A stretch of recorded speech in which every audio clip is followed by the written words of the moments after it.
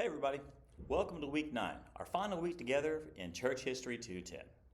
Today I'm back at the home base, in one of Huntsville Bible College's many classrooms, reminding you that wherever you go throughout your journey, you will always have a home here at HBC. Now, let's get on with our final lecture. First, let me say thank you.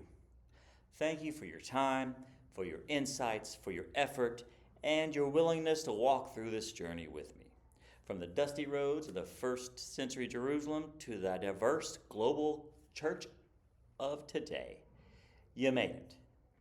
We've traveled through 2,000 years of history, through persecution and revival, through councils and crusades, through missionaries and reformers, revivals, controversies, awakenings, and reckonings.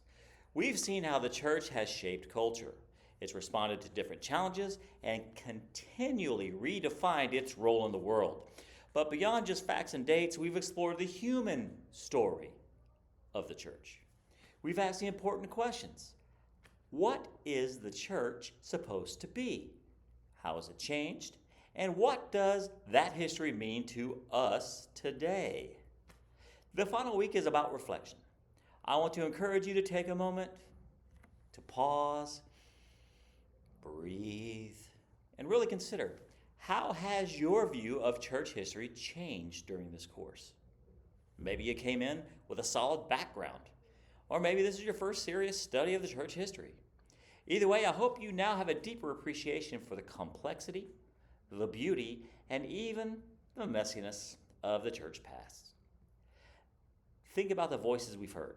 People like Augustine, Benedict, Luther, Wilberforce, and so many others. Each one represented the call to Christ within their own time, with courage, conviction, and yes, even imperfections, just like we do today.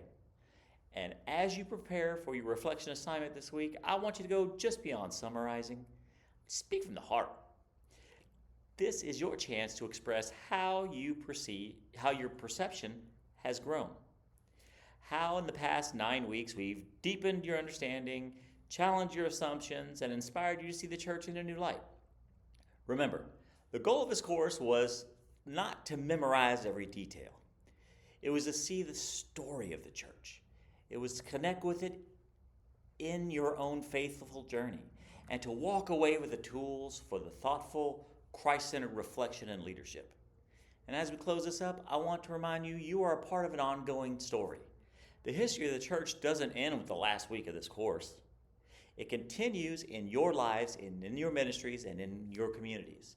You are now better equipped to think historically, lead wisely, and to reflect faithfully. Thank you again so much for being a part of this course. It has been an absolute honor to guide you through church history, and I pray that what you've learned will continue to shape your calling and your walk with Christ. Until next time, stay curious, stay faithful, and remember, the church's story is still being written, and you're a part of it. God bless y'all. See you next time.